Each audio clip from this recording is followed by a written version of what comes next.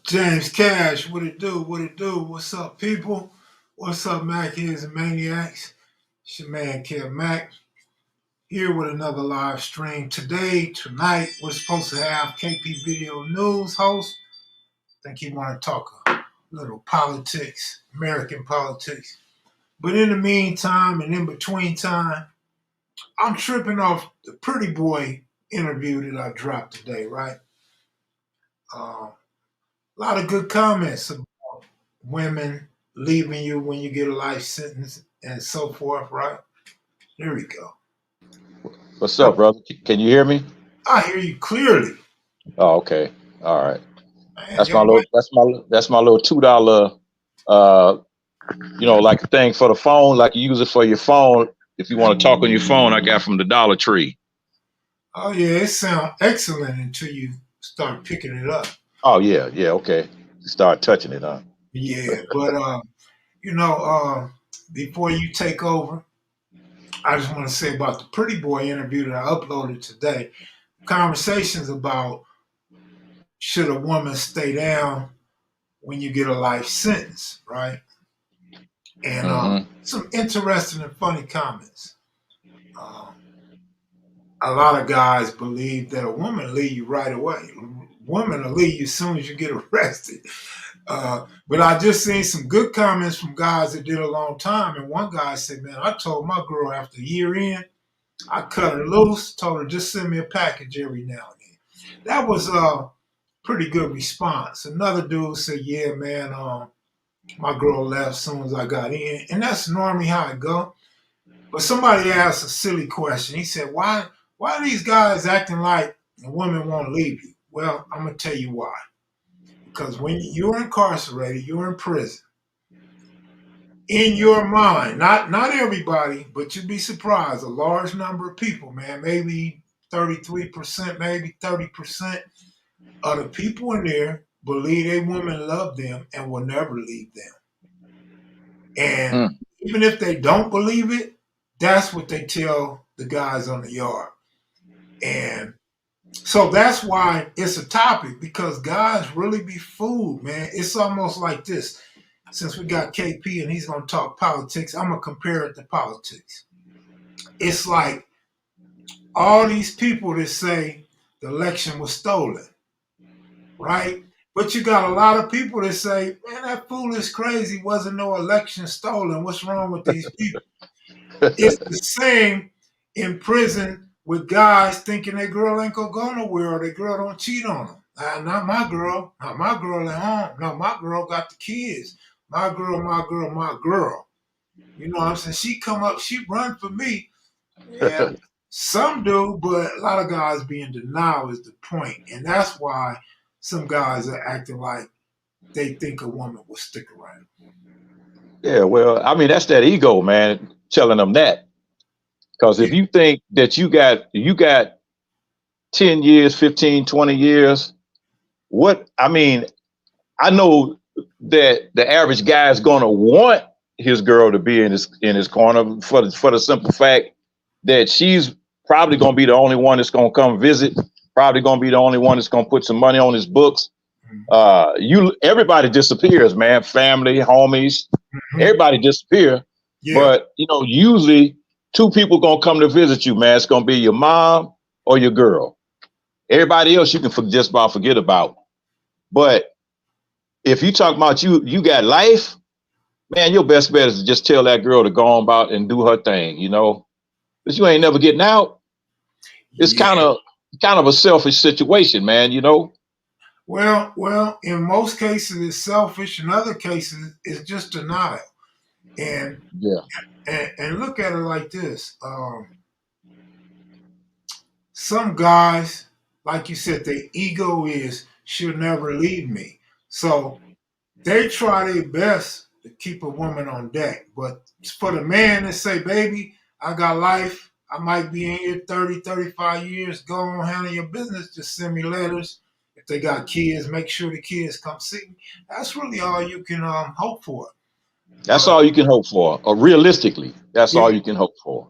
yeah, And if she does that, and it's like, I don't know, man. I mean, it's Now you do have cats that will link up with a woman after they get incarcerated.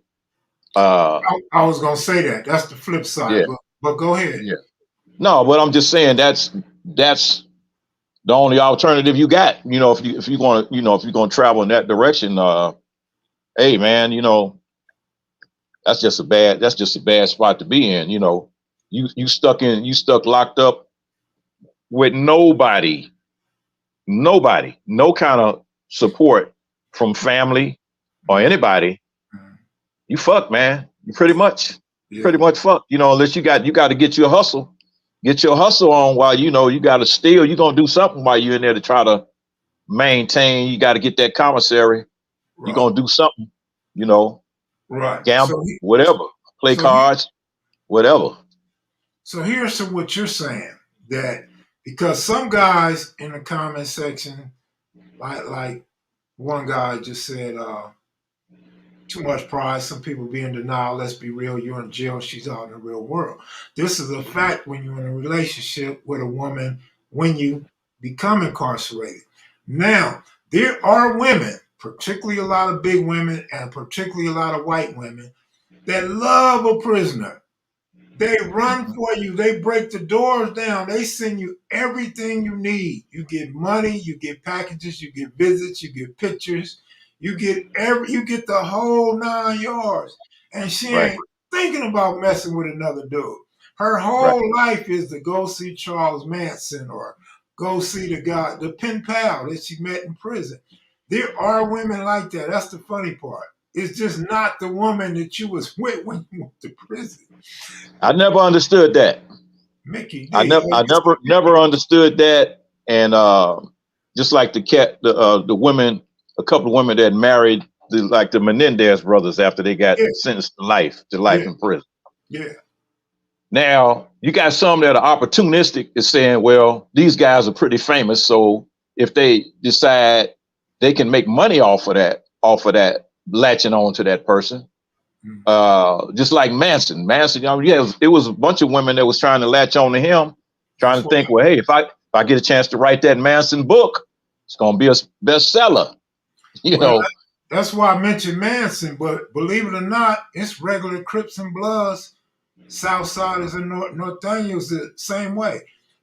They get a pen pal and she break the door down for them, dog. You know, Hmm. a Yeah, lot, a yeah. lot of those women suffer from low self-esteem. Some want to be in control and know they man ain't cheating on them, know they man ain't going nowhere and lying to them. You know what I mean? Um, and some want that power to where when they get mad, they can say, "Okay, I'm not paying for your package this month. I'm not coming to see you this month. You ain't getting no visit this weekend." You know, stuff like that.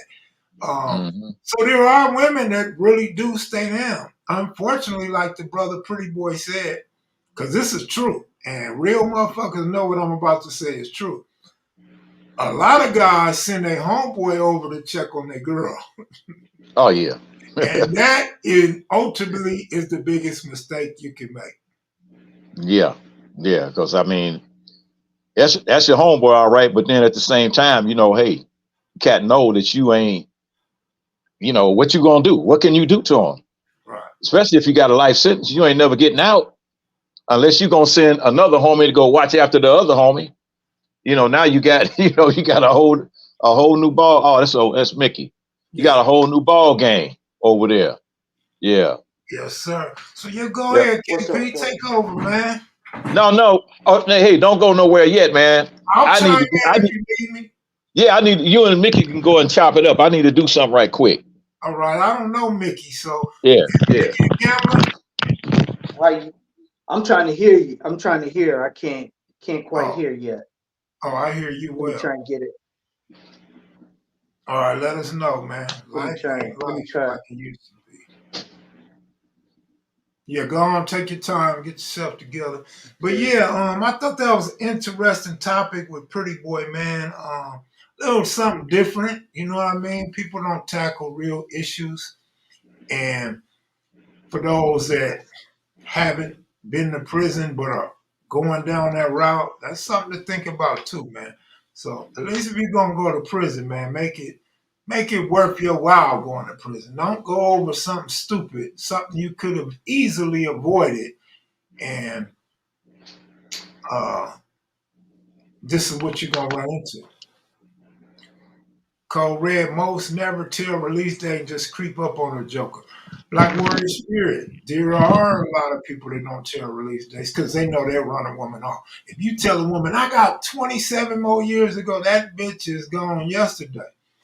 But if you tell her, oh, I got my appeal, I should be out in a year, she gonna run for a year. When that year is up, you tell her, oh, my stuff ain't went through court yet. You should hang on for another year. You feel me? So yeah, that is the game. That's how it go. Kev, you hit people up by waiting. Is he a gambler? My dude, for real.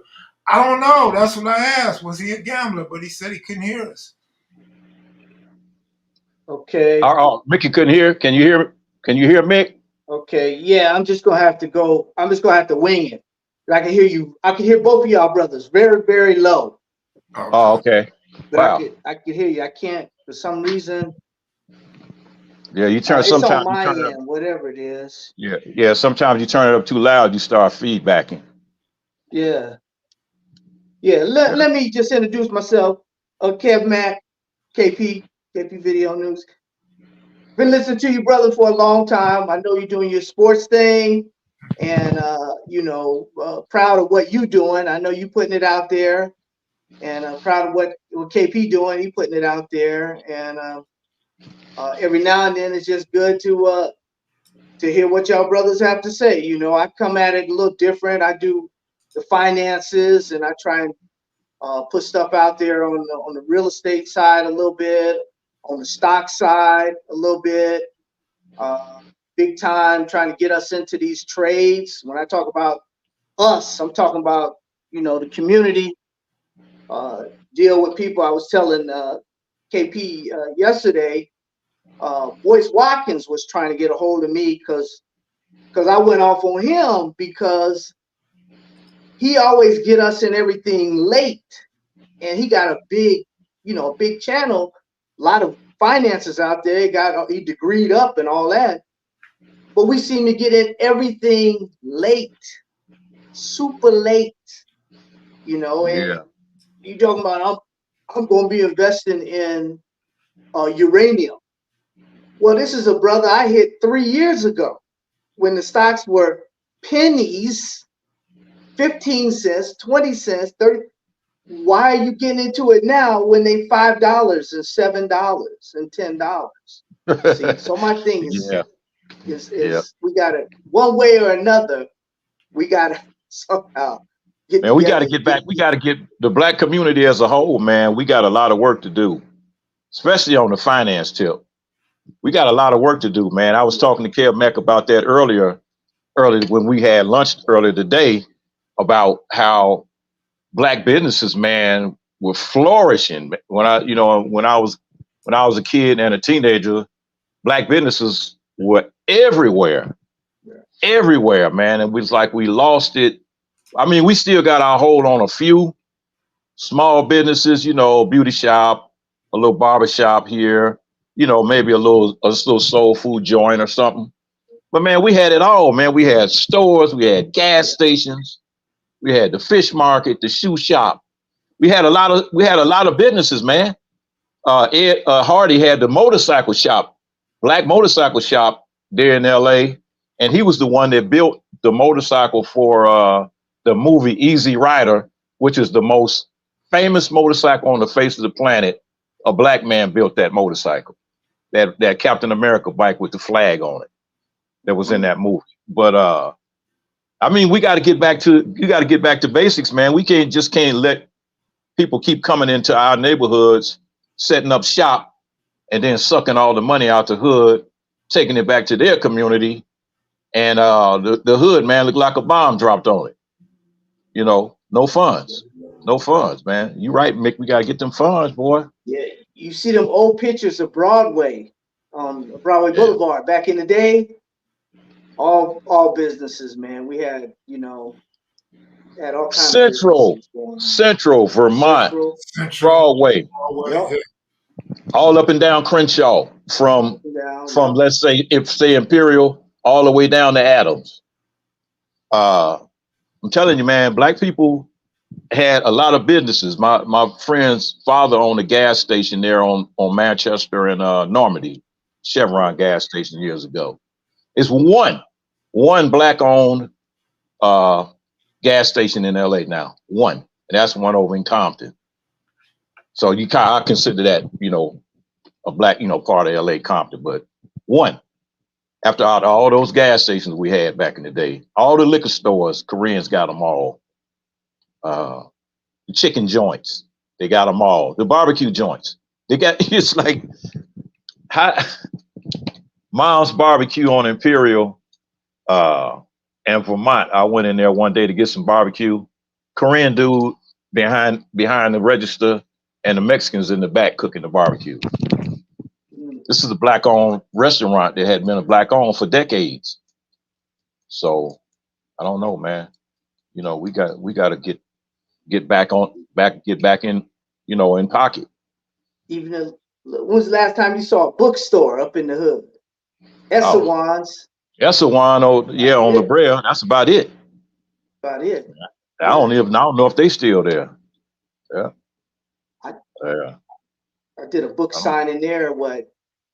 When they was in the mall there, it had to be 25 years ago, 30 years ago. I believe it's one in Leimert on Crenshaw, and there's one more, I think, Manchester over there in the 8 trays. I think is black, but Essewan is the main one everybody knows about. Yeah. Mm-hmm. Oh yeah, that was the number one, man. That was probably the first one in LA that I can remember. And so I mean, it's just a matter of economics. This is something I thought about last night. I know we're gonna get to the politics thing. It's something I thought about last night. Just reparations, for instance. Let's take reparations. Now, they talking about doing this reparations thing in the state of California, and so far the governor's been over there dragging his feet with it. They've already come up with a plan. They've already come up with, how to do it. And I thought about it. I said, well, what are black people gonna do when they do get the money? Is it gonna be like a free fall?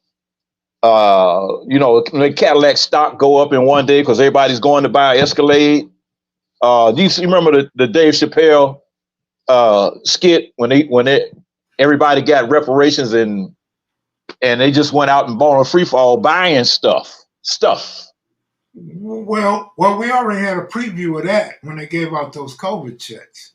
Oh yeah, COVID checks. We got a preview of that. Everybody my age ended up with a Harley Davidson and a lowrider. Harley Davidson, a lowrider. Prior to that, it was the Katrina money when people got that money in Katrina. So I mean, they followed them around. What did they spend it on, man? They spent it on hair weaves and crack and a whole bunch of other stuff. You know what I'm saying? Yeah. Fake tits. And it's like, collectively as a whole, if I was able to get my reparations money and I can contact 20 people that got their reparations money and say, hey man, let's put this money together and create a doggone business that we can pass down from generation to generation of our families, then that's how you create generational wealth. It's not about just spending every dime that you get your hands on. And the white man is counting on that because he's like, yeah, go ahead and give them the reparations money. All we're going to do is get it right back. Of course they're going to get it right back. Yeah. One more thing, a lot of black people, I can't speak for other races, but a lot of black people bought guns too, man. Oh yeah, a lot of guns. With that money. So that's why you're seeing all these robberies and these shootings after the money ran out. Right. But I mean, how many people took that money and put a down payment on a house or, just paid off all their bills that they might have had to get them increase their FICO score and, get your score up, and your credit rating up, and I'll tell you, anybody, the most dangerous person in America was a black man with an 800 credit score. Woo-wee. That's it, right? That's some I money. used to be, I used to be dangerous then. Because a white man cannot stop you when you got that, that high credit score. He can't stop you. Yeah. You know, it's like, you know, and he'll try to stop you once he see you, but now you can use a computer and you can cut deals. You can buy property, you can do all that shit right on the computer now. Don't even have to be seen face to face. You know. So let me answer one question real quick and to the point. Pirate says, how many so-called blacks can prove their family goes back to the 1800s in Cali because most are from the South? I don't think it got nothing to do with the 1800s, your family living here. I think it's when you was growing up here. Am I right, KP? Yeah, it have to do with your ancestry in the United States, not just in that state. Well, that's easy. I could do Yeah, that. I could prove that yeah, on both sides of my family, both sides exactly, of my grandparents' families too. exactly. I can do that too. You know, so most black people can. You know, it's those older people you got to be talking to now while they still here, asking them questions. Your great aunts, your great grandmothers, and all of them grandfathers, if they still around, ask them questions, man, and try to get some names and write these names down, because you're not gonna get the truth if you're trying to go to somebody like ancestry.com, because they eliminate a lot of your history, Yeah, especially the Indian side of your history. They eliminate. Yeah. and for the white people, they got rid of your black side of their family. Exactly. Yeah, exactly. So we all mixed together. We all mixed together. Look at us, man. There's three different shades of black right here on this show right now. Mhm. You know, I got Indian, I have black, I have French. I got, my great grandfather was from the West Indies. So, you know, it's like You might be my people from uncle. everywhere. Yeah. They done wrote it out a little bit, but my son is checking right now. He's going through everybody's birth certificate. And we was looking at my grandma's just a couple days ago, and you know they had the fourth Cherokee on there, but most people it's just written out, and then on his it really says nothing, you know. So That's what we've I'm gone saying. from 3/4, from a full to 3/4 to a half Exactly. to a quarter to Exactly. now we, you know. Yeah. When you do my family, you see full, you see half, and then it disappears. Disappears. Yeah. Exactly. That's what I'm saying. And that's impossible. That's impossible to do. Right. You know, in other Right. words, are you breeding it out? How you gonna breed something out when it's in your DNA? Not that You know? fast, right? No, not that fast. It's in your DNA, man. It's gonna be there forever. Yeah. You know, I got a couple of nieces, man, that are light skinned with green eyes, and that's like that whole two generations. Wasn't nobody in my family that had those traits. You know, great grandmothers. You know, so it's like, yeah, okay, that's just the way it is. But back to that money thing, and this is something I want to talk about, because this got something to do with the money and the election. And I see, I've been asking and talking to a lot of young brothers, not directly, but you know, through correspondence.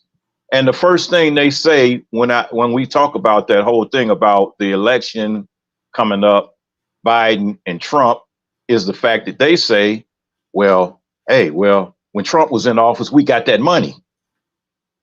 And you know, they got the PPE money, they got the, you know, the COVID money. But and the first thing I said, look, if it wasn't for COVID, you wouldn't have got a dime, not one dime. But you also have to understand that the president does not have control over the money in the United States. The Senate has control over the money. They're the one that makes the rules about all the money. You got to think, if Trump had control over the money, man, he'd have robbed this country blind. He'd have stole every dime. And this country would be bankrupt now if he would have had control over the cash. So that lets you know right there, he didn't have control over the money. The last president that tried to even think about taking control of the money was John Kennedy. And you saw what happened to him. He got assassinated. So, you know, don't get caught up in those little trinkets and beads.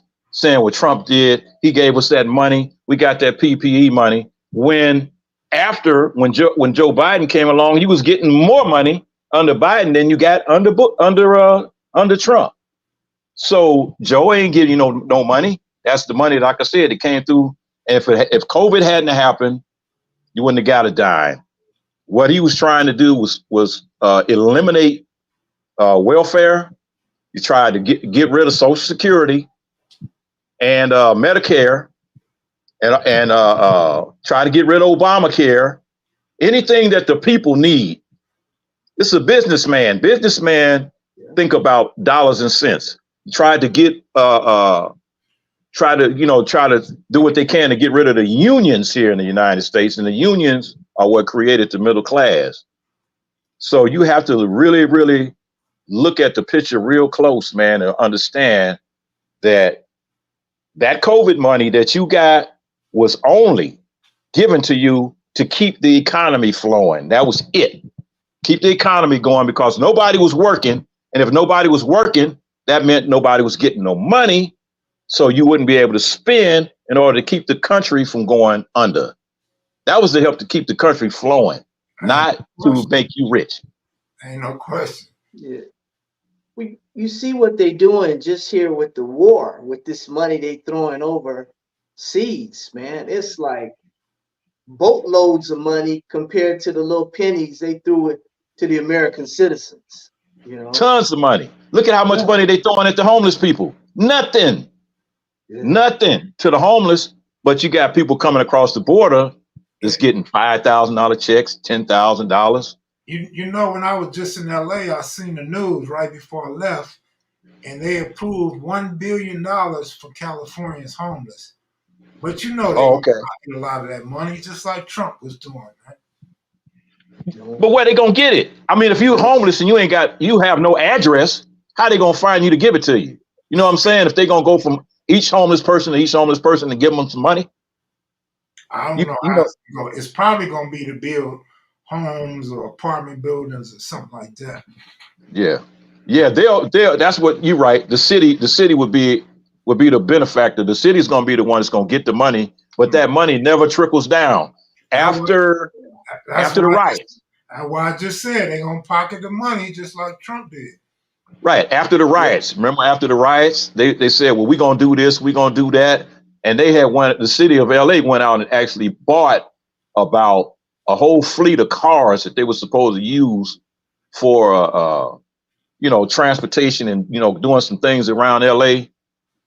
They got the cars and set the cars on the lot and never let not one car leave off the lot, man. To the cars just sitting there doing nothing.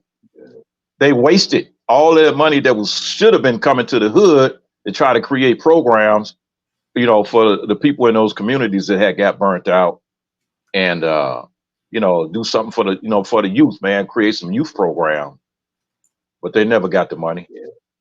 I'm gonna tell you, man, when it comes down to money trickling down to the hood, we don't see it. We don't see any of that, man, because I done seen it just time and time again, millions and millions of dollars that was earmarked for certain programs in the hood, and we don't never see it, man. Look, all you gotta do is look at the taxes taken in from the Super Bowl for little Las Vegas. Sure, the taxes are low for the area, for Henderson, North Las Vegas. The taxes are low, but with the money they taken in from this, the tax money they taken in, we shouldn't pay taxes at all. Property taxes, they ought to get rid of that. Man, there's plenty of money. That's what they're not gonna do. They're gonna make us pay to stay here. Exactly. Look, they gonna make us when Porky when he moved here in 1990, they was barely paying the electric bill, because all the casinos have lights on 24/7. So the casinos was paying the bulk of the electric bill, but the city of Las Vegas was smaller then. Now that the city has grown, now the people that own property are the ones paying the bulk of the bills, electric bills in this city. So it kind of flipped. It flipped, you know. But the money, you're right. The money never trickles down. It never trickles down to the hood, man. What year was that when we was in? I think I was in LA. I was in Mid City area there. Maybe about 15, 20 years ago, we had those big electric bills. You remember that? We had like, if you had like an apartment, you had $800 electric bill. You guys remember that? Yeah, you know what? I never lived in Mid City, but I had a homeboy that did. And the reason that shit was that high because everything in them apartments was electric. Everything, the heat, to the stove, everything was electric. And he was paying $400 a month for his. Yeah. A 2-bedroom apartment down there off of Wilshire. So, you know, I think that had a lot to do with that, you know, how to like my mother was paying that kind of money with that house she had in Arizona, and everything was electric for about $400 a month. Yeah, I was in that. I had gone from Southgate over to Pico, Fairfax area, over there for a minute, and got hit. Man, them bills they're going through that right now over in here in Vegas. The bills. Yeah, they jacking them up. They double. California got hit. California got hit last year with that. That was some kind of proposal that the state did, and they jacked the prices up. Man. You have people that had $70 electric bills, man. That went all the way up to about $300. Gas bills that had went up to about $400, and overnight. So, yep. Yeah. But anyway, back on this politics thing. This is what happens to the average person, not just black people, the average person in America. You got a politician, they go out and they come to your city. They come to your city, they come to your neighborhood, which now they pretty much pass up over the black neighborhood now. They used to come to the black neighborhood, but they don't anymore. And they make a bunch of promises. And they sell, sell themselves. And then once they get elected, they disappear. Doesn't matter whether it's a Democrat or Republican or what. They all do the same thing. It's like a bait and switch. You know, they fill you up. It's a con game. They fill you up with all these lies. And I've yet to see one politician in my lifetime that has ever done anything that they said they was going to do while they was running for office. Not one. All right. And I've been voting since I was 18. I'm 66 years old. I missed one election in my lifetime. And that was because I was running late for work and I forgot to go vote. Shit. You know, but I could have working for, the job I had, I could have actually took off and went and voted, but I just stayed at work. But it don't make sense, man. You know, we people, like you were saying, Biden is old. Trump is about the same age. They both old. They both forget. They both senile. But the thing is one is more dangerous than the other one.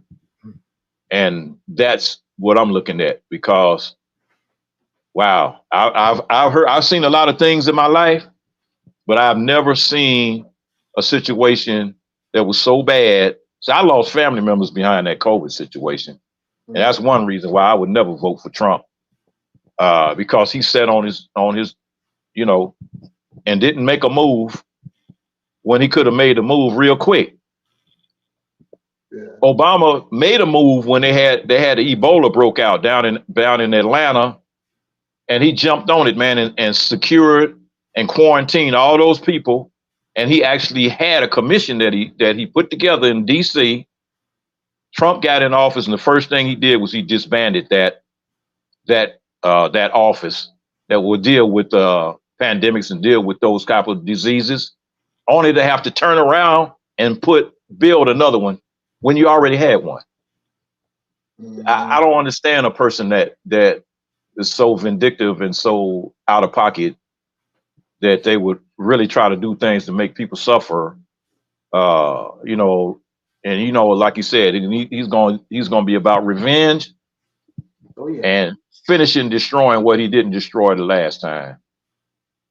And you know, Yeah. Let me say something real quick, because the conversation in the comments is about nonprofit organizations and how they help the community or wash the money.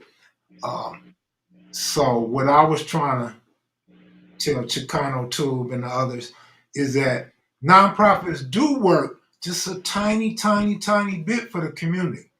They're gonna give out food on what, Thanksgiving. They're gonna give out some toys on Christmas. They're gonna give out some backpacks and school supplies after the right. summer. But that's a very small help when you look at the whole community. You look at people that need a light bill paid, people that need their gas, some people that don't have hot water in their home, people that Right. don't have enough gas to get to work for the rest of the week or the rest of the month. So the nonprofits, they help, but don't go advertising like it. We really need nonprofits because we'll all do better. No, that's a lot of those people are selfish. They get that money, they do those little things that they can from either the government money or donations, Hmm. and the rest of that money Yep. they put up for themselves. Right. Well, okay. Here's the catch with nonprofits. Nonprofits only have to give 1/10 of 1% of the money that they take in. Is all they have to use by law to use toward the actual cause that they're raising the money for. Let me state that again: 1/10 of Yeah. 1%. So that's 1 penny out of every $100. Uh, it's really sad, man. You know that's the way the law is written. So you got to do your homework to find out the percentages of the money, because they'll say, just say you 99% of that money is going toward you know what's the word for it? It's the word I'm looking for. The people that run the organization. Administration fees. Those are administration fees. So Yeah. That's I mean, I remember the little thing we used to have at work, Mickey, where you can donate to any cause that you wanted to in the country. You get a chance. They gave us a big, thick book that you can look at, and you can right. see exactly where the money was going. And I always chose the ones that gave at least 40 to 50% of that money was going toward the cause it was being brought in for. Now, I agree with the people about the nonprofits on that level, but it's another nonprofit organization that upsets me, and that's the black church, Yeah. the Yeah, I black was just church Right. and the about to black say community. that. Miss Rashid said it as well. Carry on. Can't Cause give them a pass on this can't because give them a pass, because the black church, if they're sucking in nationwide, if they're bringing in millions of dollars every Sunday, but they take that money to the other side of town and put it in that white bank, that money is not leaving the hood faster than it's coming in. If and we talked about this too, Mickey. If that church is not feeding anybody in the people in the community, if it's not helping the people in the community uh, that destitute, just like you said, Kev Mac. If it's not doing that, if it's not doing what it should do to lift up the community, or if not just on a volunteer basis, say, okay, well, Miss Johnson house need painting. You should be able to go to your church and say, hey man, I need y'all to help me paint my house. And it shouldn't even be a problem. Like, yeah, we got 15 volunteers that's gonna come over and paint your house next week. That's the kind of stuff we could be doing and should be doing. But at the state we're in now, it's like every man for himself. You know, they you pass the know that collection plate around 20 times, but they won't give nothing back. that's where the big money's going to. The big money's going to the churches. There's little small mom and pop, organizations throughout the community, and they help. But the big money, I'm talking about millions.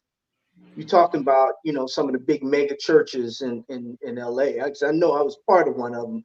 and they had a whole lot of money coming in. They had, on any given day, we could Big have money. somebody, one person give $2 to $5 million that day.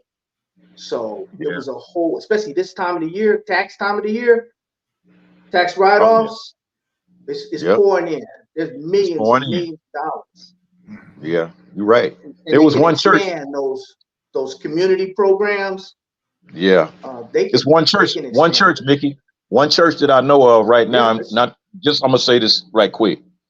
In Atlanta, 'cause my ex lives in Atlanta, and she was telling me about this church. She was originally a member of Bishop Eddie Long's church, and you know what happened with him. So she had left that church before that situation went down. But there's a black church in Atlanta that had actually created a bank, a community bank for the community, and was doing pretty good. Was doing pretty good, so the money's coming in, so they offering loans, home loans, and all this other stuff for the hood. And but people started looking at them like, oh, well, they got this big church, and then they got this big bank over here, and so that's when the haters kicked in. And before you know it, people start, complaining about.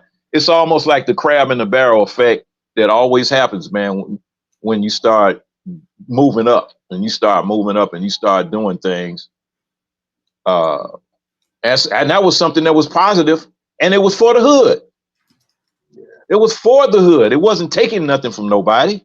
It was helping the community. But man, we got a lot of work to do, man. Yeah, well, We got a lot it of being work to Black do. History Month here, there's a lot of things going on, and Yeah. hopefully some of these things is positive for the community, especially people in the community. It's a lot positive. There's a lot of too much negative out there right now. It's just It's too much. too much. Yeah. Yeah. One thing we can never talk about too much. Like somebody in the comment section said from Texas, he said he ain't black. So we got a lot of issues going on within our race as well. So that's one of the major reasons why we all can't be on the same page. And it also Right. shows that how hard it is for us to trust each other because we don't Right. have anything in common when a Yeah. person feels like he's not the same as everybody Right. else. Right. Right. Well, that's 400 years of programming, man. We talked about that. We That's did. 400 years of programming, 400 years. So then don't forget, you had the people that worked in the field and you had the people that worked in the house. That's one of the first ones. You had people that were from different tribes that got put together, and the same tribes were split up so they couldn't communicate. It was illegal for black people to be able to learn how to read. They'd kill you if you thought you knew how to read. So now it's no different now because they're trying to take all these black books out of the schools. Anything that would increase your enthusiasm about learning, they're taking that all away. So they're creating a whole environment, man, of just educated fools, man, with no, you have you got a high school diploma or you got a degree as a black man and a black woman in this country. Then you go out, you got your degree, you spent 4 years in college, and then nobody will hire you to do that job that you went to college for. It's too many of them that have degrees out there. They can't get the job because the people that have the jobs won't hire you. They'll, when they see your skin color. We got a lot of problems, man. We got to work on, but like you said, Kev, within our own community, we got animosity. Yeah, somebody said they're not black. I heard that. Did I hear that right? Yeah. Call yourself what you want to call yourself, but when the cops pull you over, if you as dark as me, you black. Now, there's something out there too that I don't know. I guess my son was telling me about it, that people are changing their driver's license. They putting different stuff on their driver's license, so when they pulled over, they won't be arrested or something, is what he was telling me. And then I was trying to set him straight and say, you know, the first thing police officer gonna see is the color of your skin. Color of your skin. He don't care nothing about what that license says. Okay, I'm gonna tell y'all, brothers. I write. You know, you guys know, my company represents. We write books and a publishing company. I had a publishing company for over 25 years, and I was doing a book signing. Right, this is me, a black man, doing a book signing about the book was a real estate book. It was top seller out there. There was a line behind me, and people were waiting in line and signing books. And two white men came up and they asked, where was the author? They said, where was my name? Where was Mickey? Who was Mickey? Now I'm signing books, and it's like, if you don't think that's the first thing they noticed, they walked right on back out when they saw that these people wasn't waiting in no line for that kind of a person. So I don't know if that might speak to that gentleman or lady, that you could be whatever you want to be, you could be, but it's a lot of titles. Like mine. It's too many titles. There's too many titles. African American, black, whatever, colored, whatever you want to call yourself. All right. Let me address this one too. Pirate says, and he's a good guy as far as I know. He says black is not a race and is void in the eye of the court, and he states that as a fact. But let me say this: maybe that word is void in court, but your color is not void in court, homeboy. Yep. Your color's not void in court. Your color's not void in the people that sent you to court, the police. Now, on the census, did they have black on that census, that last census? I believe they did have black, and either they had African American, or Hispanic, black Hispanic, white Hispanic. They did have black on there. Black Hispanic, white Hispanic, or Native American, Asian Pacific person. Black, so yeah, they did have black non-Hispanic. Black non-Hispanic. That's what I am, black non-Hispanic. The last thing I seen, that's what it said. Black non-Hispanic. So that's the next little trick that they pulling now. Yeah, that's why they keep bringing all these people here from south of the border, because they want to try to classify them as white. Man, exactly. White Hispanic, For all them Dominicans and all them other blacks that say they ain't black, that's for them to say, okay, I'm Hispanic, then they're gonna be like, I'm white Hispanic. Right. Yep. Yeah. I never had no problem like out of Puerto Ricans. They know what they people are, ancestry. Yeah. People from Brazil, everybody in Brazil consider themselves black. Even the whitest white, they consider themselves black because they know about their African ancestry. But only in this country, man, we so repressed with the things that we do and the things that we associate with, to where it's just too many different categories, man, to keep up. It's way too many categories and separation. But back to the brother Pirate that said, black ain't a race. Black is void in court. Look, when you get that call over the radio, male black suspect, when your ass go to county jail and they segregate you, blacks over here, you know what I'm saying? Others over here. Black, no matter how you feel about black, no matter how you feel about black in the court of law, black is black, man. Black is black, and that's it. Ask Tiger Woods how black he is when that white girl was attacking his ass with that golf club, and the police came out. Tiger Woods became black again. When OJ went to jail, OJ became black again. Now he didn't got back out. Both of them then went back to whatever it was they was doing. But for that moment, OJ, what did he do?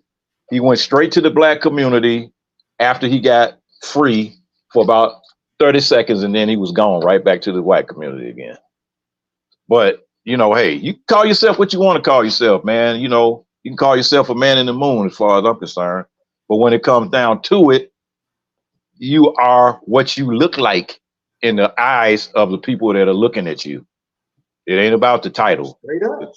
It ain't about the title. We could be Aborigines. We could be whatever, man. We could, cause black people on every continent, we on every continent on this planet. China, Russia, South America, North America, all of Europe. Black people dominated Europe for 700 years. The Moors dominated Europe for 700 years, and the United Kingdom. So that's one of the reasons why they don't want us to get back in power, because they know how much we can do when we stick together. They know it. Our history is deep, man. Your history, this is what pisses me off about American history. As far as American history is concerned, your history started as slavery. And that's the biggest lie they could ever tell, because you had history before slavery, a rich history, rich. Everything the white man learned, he learned from black people. Black people already had civilization. They went from Europe, they went from Greece, they went from Rome to Africa to go to the universities in Africa to learn. And they went back and created Greek mythology and Roman mythology. They copied everything that they saw in Africa and tried to build the same things in Europe. So we are the master builders. We the one that built the pyramids. Every major castle that was built in Europe was built by blacks, by the Black Masons. Washington, D.C. was built by the Black Masons. So come on, man. We got the knowledge. We are the inventors. Exactly. Inventors, man. They steal everything.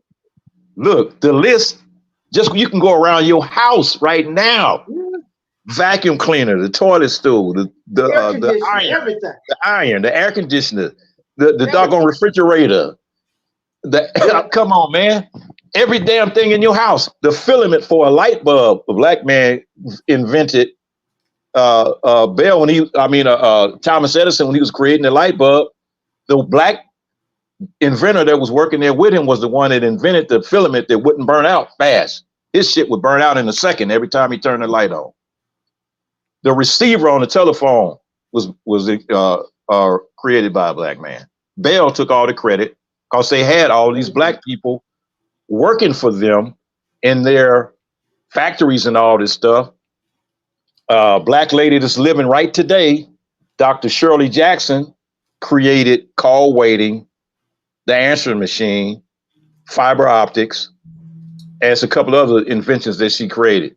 She didn't hardly make no money off of that shit because she was working for IBM at the time when it was created. But those are her ideas. Let me bring you up to today, and it involves me right now. Mm-hmm. I did a prototype of a baby bottle. Y'all might remember this, about 20, 25 years ago or so. The bottle with you put the plastic up in there into the bottle, the baby bottles, two sides, disposable. I did the prototype, did the plastic and everything.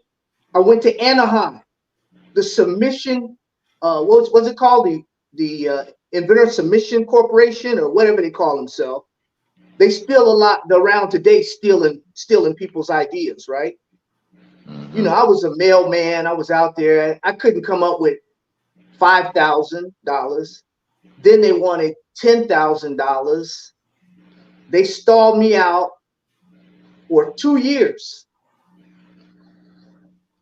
After 2 years, my product magically appeared in Kmart. It went from Kmart to other stores. Man. Yeah. Yeah, I know that bottle you're talking about, dude. Yeah, dude, Yeah, I invented that. That's yeah, me. my kids use those bottles when they were kids. Yep. I did Yeah, that, we man. talking about the one with the plastic liner in it. With the plastic liner in it. Yeah. Man, That comes wow. straight from Anaheim, from the Invention Submission Corporation. Yep. Gave it straight to them. Man, you know, we They done been wanted burned. money. Right, we done been burned for a lot of things, man. That's what I was telling you, Yeah, I got man. burned. The chick, Gabby Douglas, while she was over in the Olympics, the white guy here trademarked her name. Yeah. And her name is Gabrielle, but everybody was calling her Gabby. And then they gave her another nickname called the Flying Squirrel. I'll be damned if he didn't trademark that. So when she came back, she couldn't use either one of them. You know, so come on, man. Look at Yeah, we get burned. Rick Ross. We I get told you burned. about Rick Ross. Rick Ross stole Freeway Rick's name. Freeway Rick took him to court and lost with his own name. Come on, man. That's crazy, man. It's crazy. But yeah, we didn't talk about a lot of topics here tonight, Kel. Okay, Going I got around the board. somebody Go ahead. said they had lights in let me see, wait, let me find the comment real quick because I don't want to say it wrong. The Egyptians had lights thousands of years before him. So my question to y'all is, did they have lights in the pyramids thousands of years? I believe they probably had lamps, lamps with oil in them, you Mm-hmm. know. Something Yeah. like that, maybe. Yeah. Yeah. But hey, who knows, man? Maybe they figured a way Yeah. to channel that light in there. Because all you need is a beam of light coming through a window and a mirror. You can Yeah, reflect that light all over the place. true. Yeah. Yeah. Light it. Yeah. Man, but I don't know, man. We got a lot of history, man. That's all, that's what I want to talk about. We got a lot of rich history. And I want the younger people to always understand and know that, because just like when the younger people got a chance to see Barack Obama, for instance, Yeah. that was a major inspiration for a lot of young black people to see. They could say, well, hey, one of these days I might be able to be president. It also helped put the worst president that ever appeared in life. It helped put Trump in office because they were so full of hate, man. For 8 years with Obama being in office, man, they would have voted for Bozo the Clown if he would have ran.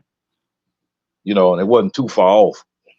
But still, hey, if Joe Biden would have ran instead of Hillary Clinton, Joe Biden would have won that first time, and he would be on his second term right now. I asked a question the other night. If Bernie Sanders was too old 7, 8 years ago, how come Trump and Biden ain't too old now? Bernie Sanders still in office. What I'm Bernie saying. Sanders, he's still in D.C. Bernie, That's what I'm age saying. is just a number, man. You talk about wisdom. When you're talking about a person that has political wisdom and knowledge. I mean, hey, Biden, how long he been around? He been around in politics for about 30 years. But what I'm saying is Bernie Williams is 82 right now. Bernie, and he's still there. He's still in office. You count back 7 or 8 years, 74, 75 years old, they were saying he was too old. But now Man, ain't no such thing. Trump and Biden ain't too old? So if that's the case, then you got, some of the Supreme Court judges that have an appointment for life. The last judge just died. Was that last year? Ginsburg. That's a lifetime appointment. You never have to leave that job until you get ready and you say, okay, well, I'm stepping down, or if you die. So that's something we don't want to happen as far as being a president is concerned. But hey, man, that ain't nothing to worry about. If Joe Biden was reelected, don't forget the vice president takes over if something happens to the president. So, hey, ain't no problem. What's the problem? Well, you seen the white chick. What's her name? Haley? Yeah. Yeah, yeah. That's what she running on. She like, Kamala Harris gonna end up president if y'all don't vote for the GOP. Yeah. Yeah. So That's that, she so I mean, doing. but That's what she that's the said. whole race. That's the race card they always play, man. The race card, the Yeah. race card, the fear card, the race card, the hate card. You know, they ain't got but three cards. They got three cards in the deck, and they use the same three every time. Oh, the fourth card is money, the money card. So you know, hey, man. Uh, right Man, now we're in the middle of a war. We got World War III has already been started. It's already been started. Uh, So I mean, you got all this stuff going on, and I saw that. I said Haley trying to pass for white, and the other dude that was funny that was trying to pass for white was a Ramaswamy dude. Nigga, you Yeah. ain't. Yeah. Then you got Tim Scott trying to pass for white. Ooh. Look like Mr. Magoo over there, a black Mr. Magoo. Come on, man. Well, nobody gonna Yeah. vote for you, dude. You just wasted your time even putting your name in the hat. It's Yeah. yeah, it's gonna be interesting to see who wins, man. But I'm starting to downsize. I got to downsize everything I got because if Trump win, I'm gone, man. I'm going to Thailand. I'm going to the Philippines. I'm going I'm somewhere. rolling out. Huh? If I don't do nothing else, I'm going to Canada. I'm getting the fuck out of here because it ain't gonna be fit to live in for black folks. I'm gonna tell you that. Any minorities, if Trump wins again, it is not gonna be fit to live in this country. Because it's all look at all the hating. Look at what he did in 4 years, man. He got so much hate and animosity going on in this country. It's ridiculous. so my question is, all of these black people, and you even got a lot of Latinos now for Trump. If Trump wins and there will be no place for black people, how are these people gonna feel to vote for Trump? Man, look, they gonna feel like fucking idiots. Cause especially them look the Hispanics. How could you possibly be thinking about voting for Trump when you see what you saw what his border issues were? He didn't want to shut the border down. You know, so it's like he's the one that's fanning the flames, talk about, yeah, we need to send some more troops down to the border. He's trying to stop you from coming here. And They he's talking about deporting as many Hispanics as he possibly can. That's his ticket. That's what he's running on. they I'm bring sending y'all that. drugs, they bring crime. They're Yeah. rapists, they this and that. He's going to yeah. Hey Yeah, man, he's going. look, Yep. let me make it clear, man. I Yep. am not pro Trump. I don't give a damn about Trump. I don't like Trump. He lied too damn much. But I ain't mad at him if he deport illegal immigrants, man. Yep. Yeah. I'm on that same Okay, boat, man. You know, here's some if news. You he, just talk about Trump. This is just came in. what's that? Judge Lewis Kaplan entered his judgment today on a writer, E. Jean Carroll, 83 million case against defamation case. And it starts a 30-day clock. 30-day clock that Trump got to appeal the judgment before he's forced to pay up. So you got to pay up. You got to pay. So that's this has just popped up. You got to pay that You know money. what he gonna use it as? He gonna use it as a fundraiser. Oh yeah, he already That's just what he started gonna that, but do. then he's gonna file bankruptcy. All he's gonna do is file bankruptcy, just Yeah. like Rudy Giuliani did. Try to keep from paying. This guy wants to know if either of you two brothers have an Instagram account. No, I don't. I don't have an Instagram account. I just got my YouTube page, KP Video News, and I got a KP Video News on Facebook, but not Instagram. You can catch me on Facebook on The Scoop with Mickey D, or you can catch me on Twitter, MICKEYF512, Mickey F512 on Twitter. You get a hold of me. Yeah. But you know what, Mickey, brothers? On this election, like the last election, I want to focus on something different a little bit. What I focused on before is I focused on what would bring the best financially, what it would do best for us. And it ain't either one of these presidents or whatever. We got to get in where we fit in, right? I'm looking at what's going on I've been a big proponent of cannabis, of the marijuana trade, right? I've made people when Canada legalized, made a whole lot of dough, right? For a lot of people, including myself. Now America's getting ready to go through this. And because he's going to have to do something. He's going to have to do something before the end of the year. So we're looking at, in the next few months, we're looking at possible schedule change for Canada from Schedule 1 to Schedule 3. So these companies now that were small companies are really big companies because they're making more money than anybody. These companies are making $200, $300, $400 million a quarter. I'm talking about every 90 days. And nobody knows about these companies because they can't be listed on the stock exchange. So as soon as these companies are listed on the stock exchange, you know who's coming for them. The man is coming and putting all his money in there because he knows that this is going to be almost like cigarettes, and it's going to be like alcohol, and the cannabis. We're talking like Anheuser-Busch. These companies are being made right now as we speak. Right. And if you want me to, Kev Mac, I'll even name the companies right here, and I tell you how much money they make in each quarter, because that's the kind of research I do, and let people know that some of these companies are doing that. Otherwise, what are they going to have to do? They're going to have to get somebody's newsletter and pay somebody $300 or $400, $500 just to get these, and I'll give them free right on the Kev Mac Show live. Feel free. Straight up. Let me tell you, take notes. You got a pen, piece of paper, people? Yeah, I got some paper right here. I'll let you know. Let's start off. Give us about four or five. Let me give you about 4 or 5. Let's start with Curaleaf. Curaleaf is a multi-state company. Florida, they all over the place. Even right here where I am in Vegas. Whole lot of money. Over 200 some odd million dollars. Wow.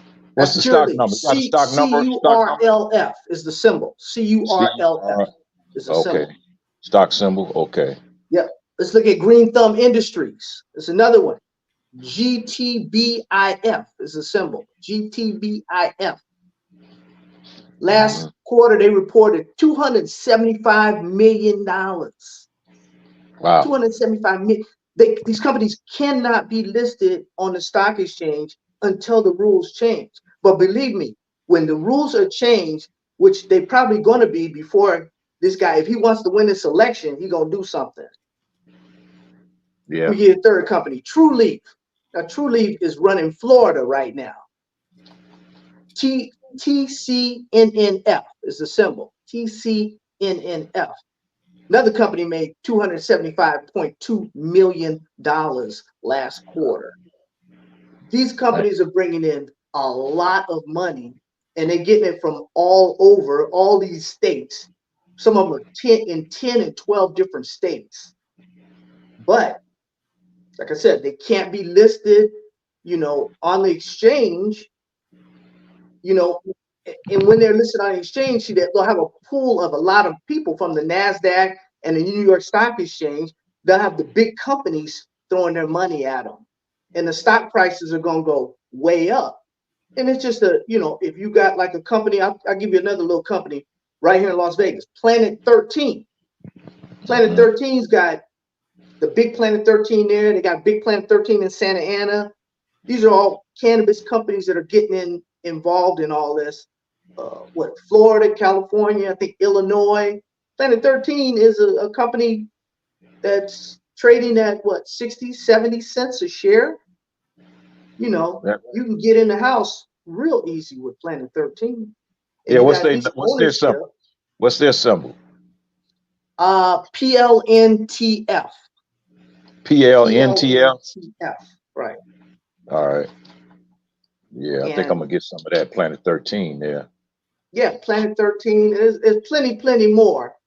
Yeah. But But let me they're ask you this American. question, Mickey. Let me ask you this Yeah. question right quick. Do you think that with these companies are but I know I saw an article about a small marijuana grower that was in California, Northern California, from way back from the hippie days, but now what he's doing is legal. Mhm. And he was concerned about the tobacco companies and all these big corporations that would think about starting to grow marijuana once it they drop it, once they change the titles, and once they legalize it nationwide, destroying what the small growers are doing, just like Walmart destroyed what a lot of small mom and pop stores is doing. It just eliminated a lot of businesses, small businesses, with this over saturation of product. Right. Not saying that I the product believe is better, is going to be any better, but it's going to be a lot of it. mhm. You It's know, going to happen because they're going to get involved because they always do because they're greedy. So yeah, this is a big time money maker. And they're going to probably end up buying some of these companies, uh, merging with some of these companies some kind of way. Because once things are really legal in middle America, and your Iowa and your Kansas got dispensaries everywhere, uh, it's going to be the it's tobacco going to be companies supply and are demand. already. Supply and Yeah, demand. I know yeah, Snoop had invested in a few. It's a lot of people out there that have their own strains.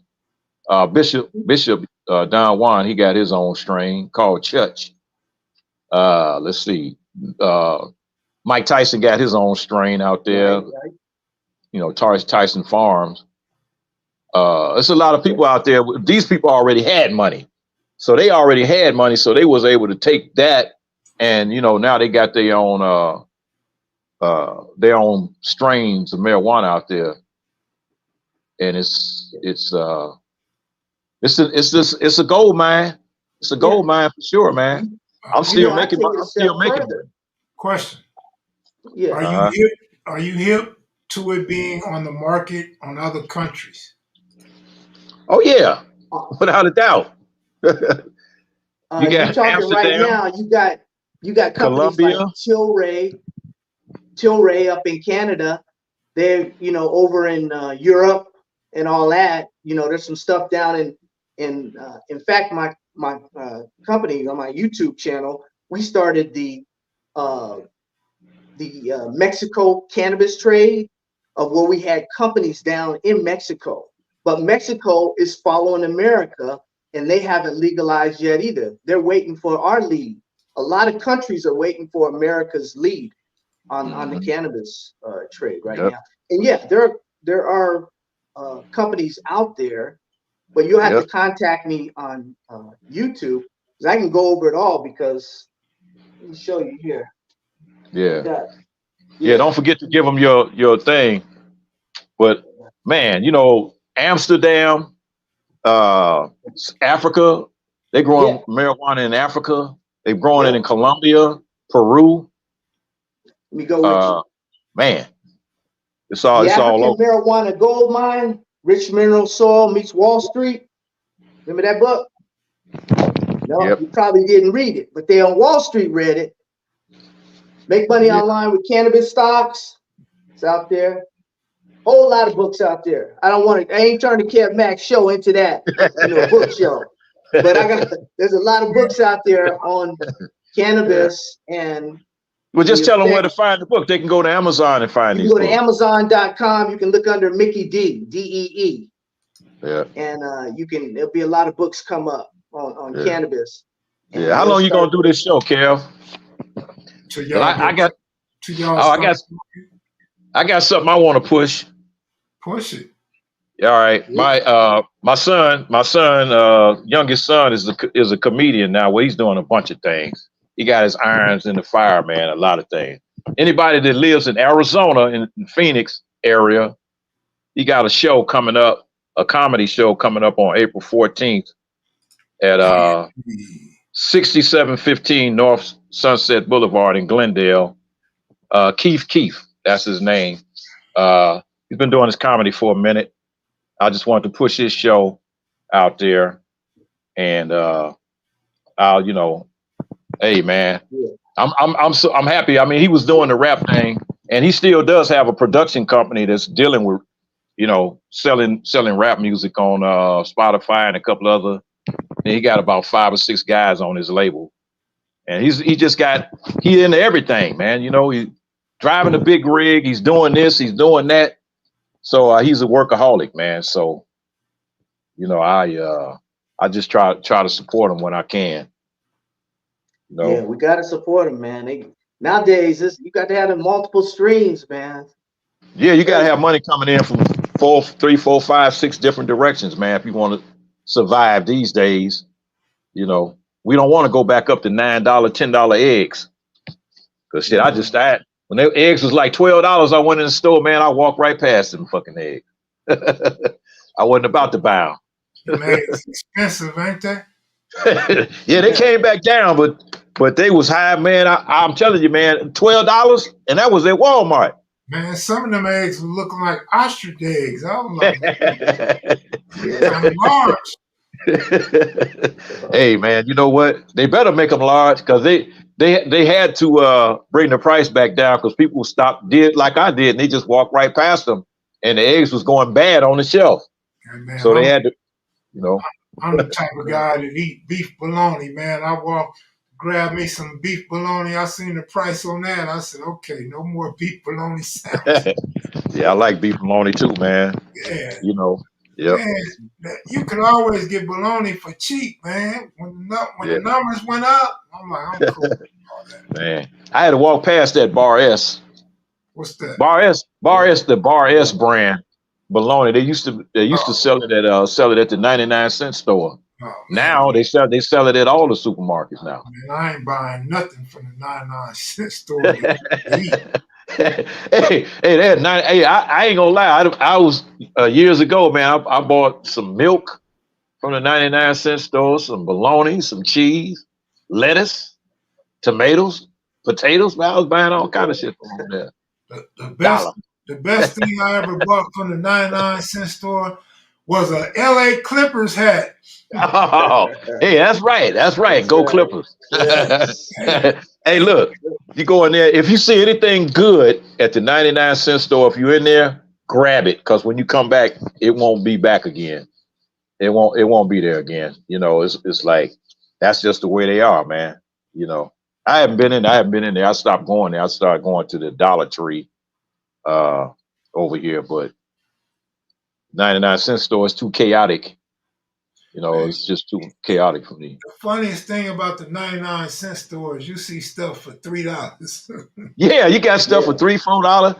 I had a big old thing of laundry detergent, man. I was like, oh shit, this night. Got up to the counter, the dude said $4. I'm like, man, I don't want that. You keep that shit. That's false advertising, Jack. Yeah. 99 cents though. And the 99 cents though ain't 99 cents no more. That's just $1.25 now. Shit. I did that price check. I picked up 17 items I figured I could get for $20. I got to the counter, they said $27. I'm like, wait a minute. Hey man, look. But yeah, that Dollar Tree is like that too. They're $1.25 now. And I told them y'all need to change the name to $1.25 tree, damn it. Shit. Dollar Tree. But they all right though. They save your life, man, because like I said, I go there, I buy shaving cream and toothpaste and stuff like that. Ain't no point in paying those $6 for no tube of toothpaste when you can get it there for $1. Gonna do the same thing. Yep. Some good razor blades. Yeah, razor blades, Razor blades. Gotta save some money, man, save some money. Hey man, it's hard for me to pass up comments that when we start talking about bad food. And the brother said, man, y'all still eating hot dogs and bolognas? Yeah, I got some hot dogs in my refrigerator right now, but they those Hebrew National kosher hot dogs. I challenge anybody in here to go ask their grandmama what the hell did she eat all her life? Mm-hmm. Number one, she's still living. Number two, she gonna tell you the worst shit you could possibly eat. So Yeah. I don't bite off into all that. Don't eat this. Don't eat that. Just eat it in moderation. Yeah. That's the key word, moderation. That Yeah. that you're right though, because man, the older people in my family, they lived on. Those Pig, people had a better shot. pig feet, chitlins, Pig bacon. feet, all of that. They ate it Man, all. plenty of My uncle, seasoning. my uncle was 92 years old when he passed, and he chewed tobacco, smoked cigars, and did all that shit. But he worked on a farm, man. He was strong as an ox. He Hey, died of old age. He didn't die because of the food and shit he was eating. seen, But yeah, they exactly. Yeah. Hey, they had fresh food, they had fresh water coming straight out the ground, fresh air, because it ain't no air pollution in the country. Down south, ain't no air pollution in some of them little country little cities. So they had everything fresh, and they had a slow pace of life. You live in a city, man. You got air pollution. The water ain't no good. You can't even drink it from the faucet. The food has got so many preservatives in it, man, that you probably end up glowing in the dark. When the shit goes bad, it's crazy, man. We got all the stress, the rat race. We live in a rat race. And I understand when people come here from down south and they get caught up and then they like, I gotta go back home. Gotta go back home. It's too much. It's too much. And we don't think about it because we deal with it every day. We deal with it every day, man. Shit. Inglewood. I lived in Inglewood where the planes landed going past over our house and shit, right? yeah. When I first got there, that shit scared the hell out of me, man. But damn, loud ass plane. And then you get used to it. You get used to it. And then I made a mistake. You get used to it. And then so after a while, you what people would do was you having a conversation with somebody and you would stop. What I do? You would stop doing what you were doing. And can you guys hear me? Yeah. Okay.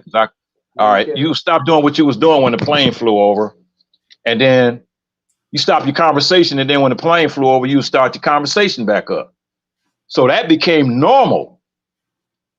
TV, plane fly over the house, you just it would mess the TV up. That back in the antenna days. I moved away from Inglewood, and I moved to Palmdale, where it was peaceful and quiet. And I didn't realize, man, my stress level went down, down, down. My stress level went down. Within a week's time, I felt like a totally different person, man. It was that damn loud ass planes for over 30 years I was listening to. It Well, really for had over 30 years, you was inhaling all that cancer from the gas in them airplanes, man. all that smoke and all that, whatever might have been falling off of that damn plane. Two, two, Plus, two low key things that white people know about and black people don't is them satellites that they put, them cell phone satellites that they put all through the ghettos and all these different areas. White people can protest that and have them not put in their communities in certain areas, and not as many. They get a minimum put in there, and they also don't let planes fly over their neighborhood in and out of the airport. yeah, they You're put gonna that fly. in. You're gonna fly over that ocean, or you're gonna fly over black people. You're not gonna fly over the white people. Yeah, yeah. Hey, I tell you, you right about that. I got a perfect example. Do you remember when they were spraying for the Med flies in LA? When they had the helicopters flying and they were spraying because it was like a Mediterranean fruit fly in LA. That was back in the 90s when I was so that me and my girlfriend had went to Culver City Drive-In at the time. Man, Walter Brooks' niece, man, Maureen, went to the drive-in, and I looked and I see it's a whole row of doggone helicopters, man, about 20 across, coming our way. So I'm like, let's go, cause they spraying this shit, and they sprayed it all over LA County, but they did not spray that shit in Beverly Hills. They didn't spread in Santa Monica. They didn't go nowhere past a certain street. They sprayed it all through Inglewood, Compton, all over LA. But Beverly Hills and the Valley, they didn't spray that shit in them areas. You know, and kids had to go to school the next day after they had sprayed all that stuff. You know, sometimes the kids have them toys and swings and all that shit outside. You think they did anything to help that? Nah. People's cars paint was peeling up off of that behind that spray. Yeah. Yeah. Absolutely. Yeah. You remember that spray? I remember. Yeah. That was crazy, man. That was crazy. They didn't. I don't think they went to Torrance or Palos Verdes. But they was coming over there to Culver City because, you know, they got some projects in Culver City, man. Right there. They got some projects in Culver City off Inglewood Avenue. Yeah, my girl lived right close to them. Yeah. You know. Yeah. Yep. And it was pretty rough. They ran all the blacks out of there. Y'all got to go. Unfortunately, Yeah. They just told them straight out, man, y'all can't stay here no more. 18th Street went over there and ran them out. Yep. No, Culver City. Not 18th. Culver City boys. Yeah. 18th Street was moving in too. They was moving in too. But get along with 18, man. They, you know, now the 18th Street boys was going against the them 20s. And the jungle. 20 outlaws over there, the Jungle Boys too. Yeah. The Stones. Yeah. Yep. Stones over there. Wow. That's a whole nother story right there, boy. But you know, it's crazy, man. We got to stick together on something, man. You know what I'm saying? We just got to stick together on something, man.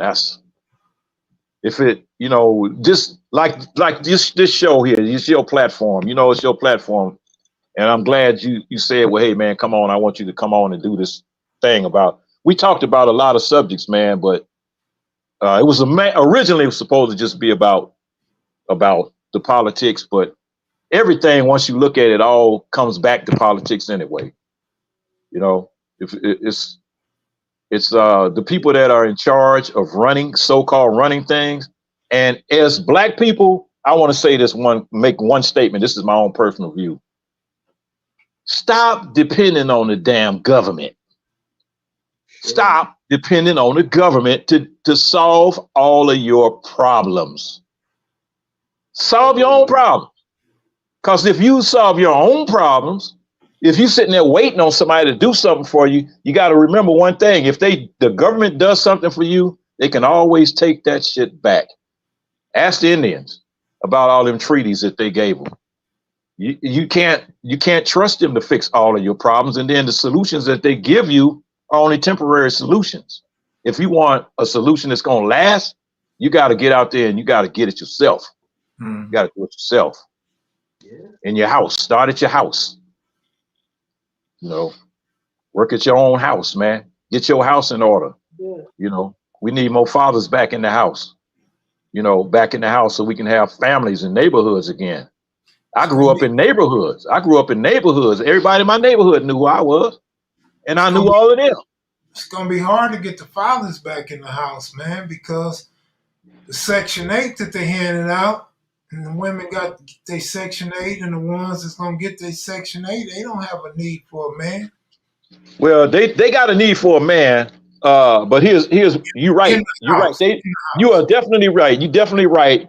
But it's not just Section 8. It's like they got hundreds of programs for women to get. They can get aid. Just say like if they have a problem, they get abused. They can got somewhere to go. They get free medical.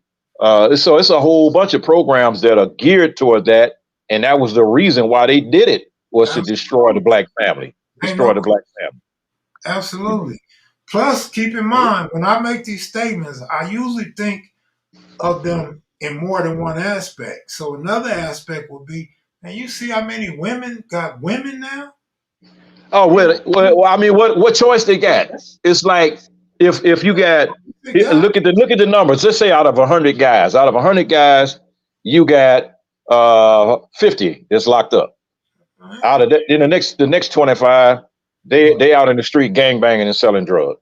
Then you got 5% fags. So that means the other 10% is getting all the pussy.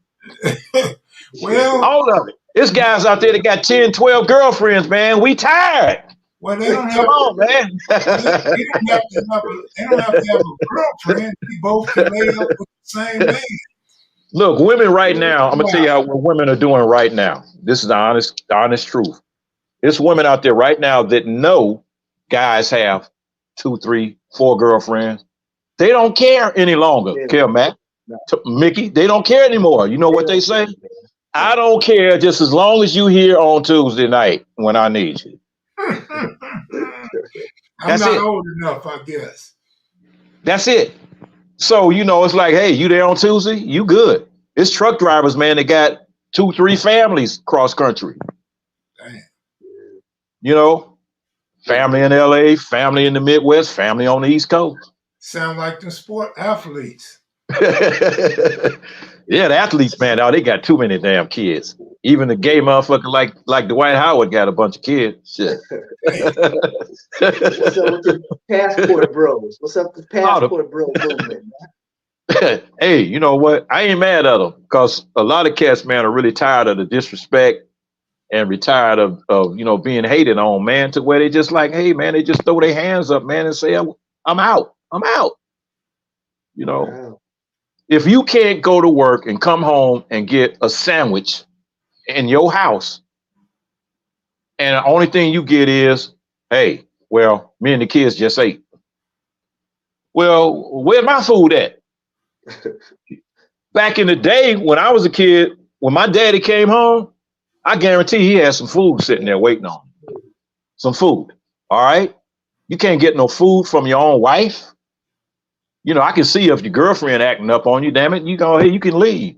But when you married and you can't get treated with respect at home in your house, that's why a lot of men are disillusioned with the whole fact of even thinking about getting married. It's the disrespect that you have to go through that cats are just no longer willing to put up with that any longer. And I ain't mad at them. I ain't mad at them because, you know, they got to realize one thing. If it's 20 women to every one man, that means men are in popular demand, not women. You know. Yeah. Well, I'm gonna tell you, brothers, I was at the Kool and the Gang concert here for the Super Bowl here Friday night, and it was snowing all over, and they didn't even care. Brothers was on. It was like a brother hunt out there, man. Oh, the white girls hunting the brothers down? It was hunting them down. Oh, wow. Walking behind theirs. They didn't care about theirs. Oh. They was bought and paid for anyway. They just bringing them to the, you know. Yeah, yeah. Well, all I got to say about that is, that's crazy. Why do you think all these other races got round booties now? Yeah. Well, most of them are fake. Fake booties anyway, you know, just most every one of them is fake. They want to attract the black man, and they want to be able to compete with a black woman. They got the Kim Kardashian booty. They got the Kim Kardashian booty kit. Kim so-called, she get a booty, and then she get tired of it, she take the booty out. Hey, you know what though? Look, here's the honest truth, man. If you go to a shopping center that has a variety of different women of different races, they all look the same, dude. They all got the same fake eyelashes. They all got the same hair weave. They all got the same fake tits. They all got the same fake booty, and they all got the fake purse. Fake Birkin bag that they done went downtown LA and bought because you know they can't afford the real one. Yeah. Look, black people, listen, stop spending your money on fucking labels. Stop doing that shit. Because if you chasing labels, you are really defeating yourself. You're defeating yourself. I got on a $5 sweatshirt, man. $5. That's all I need. You know what I'm saying? But it's people that if somebody associated this shirt with an artist, this shirt would go up to $100, and now it's a label. You know, I don't just get caught up into that shit, man, because it's just too easy for you to get black. This is a sad truth, and back to the economics, Mick. Sad truth. If the white man makes 100% money on his paycheck, and then he has a small business, and black people spend 98% of the money that they earn on bullshit, and they only keep 2%, that means the white man's getting 198% of your fucking money, while you got 2% left. He's getting his check and your check. Get it all. Wake up. Yeah. Wake up. Give it to him, man. Enrich yourself. Every time I get my check, I make sure I pay myself. Pay my bills, I pay my bills, and I pay myself. Savings account. Hey, let me say this real quick. I don't know how old you are, Pirate. If you want to put your age in the comments section, that'd be cool, but it really don't matter. But I'm going to tell you this, man.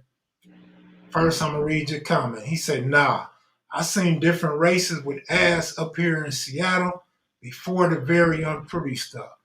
Let me tell you something, man. I used to tell my homeboys long time ago, bro, when I still lived in LA on Eileen, which is over 20 years ago, I used to tell my homeboys that these women had fake ass and fake titties, and a lot of dudes didn't believe me. So I'm going to say that to you. Now, I may be wrong because I ain't been to Seattle, but I bet you a lot of them had fake ass and titties before you knew about fake ass and titties. Right. Well, I'm gonna tell you about Seattle. I've been to Seattle before. I went to over there to Jimi Hendrix Park, and over there to the Black History Museum in Seattle. But one thing that he is right about is the thick. They got some of the thickest, fattest prostitutes I ever seen in my life walking the streets. They got some big chunky girls up there, man. And that's what they are. They chunky and they overweight. That's what it is. They ain't like, okay, I got this fabulous figure. They just thick. I ain't never seen so many thick prostitutes in my life, man. And I guess they smoking a lot of weed or something, because they are one hamburger away from being fat. Again, I'm going to say it to you as well. I may be wrong. All right. So both of y'all may be right. You did make a clarification about big and then the round part. So me and you, we halfway there. But you mentioned prostitutes, hoes. Come on, man, it go hand in hand. What do prostitutes getting their first money on? They got to get the body parts to get the money. Come on, man. Oh man. This is how I found out. Because I was never no player or nothing like that. I had some player ways and some player days, but I wasn't no player. So back when I first started, because see, I used to be into just a regular ghetto woman, right? Because that's what I grew up around. But I had a homeboy that messed with Floyd Mayweather back in like 2001. And so they used to mess with these fly bras. So hanging with him, I learned, damn, there's a whole fleet of fine women out there on another level that I ain't never been around and hung with. So in hanging with him, I stepped my game up. And I started messing with some of them bad bras I talk about in my book. And that's how I found out that these bodies was fake, when all the rest of the homies in the hood didn't know the bodies was fake yet. Right. They had the money. Crazy. They had the money. Yeah. You're right. Those are the high maintenance, girls that, I mean, that's what they solicit for. In other words, if it's a guy out there that got some paper, the guy is the one paying for those fake tits. Ain't no question. For those fake butts. That's why they want to get with a celebrity. Celebrity break them off big. They go buy the parts and they set. Once they got the body, they set. Man, look at Housewives of Atlanta or Basketball Wives. They all look the same. They got the same fake hair weave. They got the same fake tits. They got the same fake eyelashes. They got the same fake booty. They all look the same. They got the same, damn near the same clothes on. They just look like cookie cutters. So if I deal with women, I want to see a woman that's naturally pretty with no makeup, you know, natural body. But look, I gotta stop you. I told your ass that today, and you gave me a great point. So I don't want you backsliding. You told me what it is. They're in competition with other women, so that's why they do it. That's why they do it. It's like women, for the most part, and I want some of the women that's out there to answer this question. It's like a competition, and not just a competition, but it's like acceptance. Women seek acceptance from other women when it comes down to that, and then they don't want to be left out. So what the latest style is, the latest style comes along, or the latest look comes along. Just like now, you got all the women cutting their eyebrows off, and then it's just like they got like a little pencil or something. They didn't put on there. They draw it in. So 4 years ago, you wouldn't see that shit, but you see it. All the women doing it now. I've seen the white girls doing it, the Asian girls doing it. They all doing it. I saw a white girl today, like the white girl at the restaurant that had the fake eyelashes on. Now she didn't have the whole bat wings, but damn, she still had them. Or whether she might have been a Mexican, I don't know. But no, she wasn't Mexican. She was white. She's white. But it's kind of it's like a competition, and I got 3 sisters, and I know when it comes down to just dealing with how they did things, it was like, okay, what's the latest fashion? When I was around when the mini skirts came out.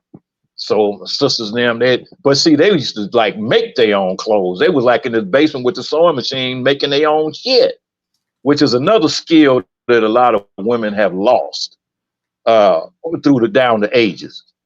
But come on, man, it's a competition, dude. It's a competition. When you see a woman at a club, she's at the club and she's going to have a certain look. And if you look around that club and scan around that club, every woman in there is going to have that same look. They all look the same. I call it the Joan Rivers look, man. They all look like Joan Rivers to me, or now you could say they look like Lil' Kim. Right. I'm glad some of them are getting away from that straight hair weave, and now they're starting to get like the curly afro type hair weaves. Mm-hmm. I enjoy that better. I can't deal, and but like we said earlier today, Mickey, about Beyonce with the blonde hair. She had the blonde hair at the Super Bowl. How long will it be before you see 40 women out there walking down the street with platinum blonde hair next week? Or this weekend? This week. Ain't no question. Yeah. It's just sad, man. But we do it too. As men, we do the shit too, as far as like the gear that we have. It's like, okay. I'm about to say, you keep that Botox and that eyeliner. No, I ain't talking about all that, but it's dudes that are doing that shit, like, Puffy Combs and all of them. They involved in all that fake biceps and fake chest muscles. Yeah. They doing that. Guys are doing that. Fake calf muscles. They doing that. The fake hair weave. Damn. Shit. They doing that. I like to think brothers ain't gotten into that yet. They into that. They are there already, brother. I'm telling you. Fake pec muscles, fake back arms, fake calves. I'm with you, fake hair weave. All this shit, you can see it on YouTube. You can see it on YouTube. But bald-headed dude in the barbershop. I don't know why LeBron haven't got his yet, but I guarantee you he'll have it after he get through playing sports. Man, what are you talking about? LeBron been rocking a weave. I tell you. You never seen when his hair came back? The little. Well, he might have had the plugs. He might have had the hair club for men, where they take hair and then they like insert the hair into your scalp and try to make it grow again. But I'm talking about where they shave your fucking head and they put some glue on your head, put some hair on your head, and then they cut that shit. and it make That's it look like real fucking hair. The shit Steve Harvey was wearing for years. Yeah. That wasn't no real hair. That was a fucking hair weave. That wasn't yeah. no real hair. That wasn't his real hair. Shit. Hey, did y'all check out that girl the other night in that NCAA basketball game? Yeah, and the She hair had a fell off. big, long weave. It came out and they Yeah, circled around her. Yeah, her yeah, hair. yeah. She got fouled and the hair came off. Man, Big that was Oh, long funny. piece. That was no, I didn't see hilarious. that. I didn't see that one. You see Yeah, that, Kev? they all came to her defense so the people couldn't see her weave. Yeah, they all got around her. Yeah, Yeah. Man, you know what? You know what that shit is? That's unbelievable, doggone it. yeah, it Shit. was. It but was. but you know what, man? We got a lot of work to do, man, brothers. We got a lot of work to do. I That's, mean, like I said, start at home. Anything that I can tell anybody else to do, I got to do myself. You know, work on myself, work on my family. You know, one house at a time, man. One house at a time, one block at a time, whatever it takes. But we can't continue to. We won't sustain. We won't survive the way we're going and we shooting and killing each other. We will not survive if we keep on with this self-genocide that we got going on right now. right. Let me say one more thing about the female body, man. Yep. Okay, so I'm gonna go ahead, and my disclaimer is I'm not talking about Seattle. I'm not talking about the Asian hoes up north, and I'm not talking about back in your days, KP. But All right. I'm speaking specifically when I was in junior high school and when I was in high school. Mexican booties was flat as an iron board. White girl booties, flat as Yeah. an iron board. That You is right. not. Asian Right. booties, flat as an iron board. That is not. Yeah. So what I'm saying is, let's Yeah. take away our bias. Let's take away what we don't know and just Yeah. stick to the facts. When did all these girls start getting these round booties? I don't think it just They started growing on them. I I think some of them started getting them when they created that damn stair stepper. Yeah, okay. Well, that That could be stair stepper one. That machine. could be one. Yeah, But that's one. but Yeah. listen, I told people this a couple years ago. I'm gonna tell you guys right now.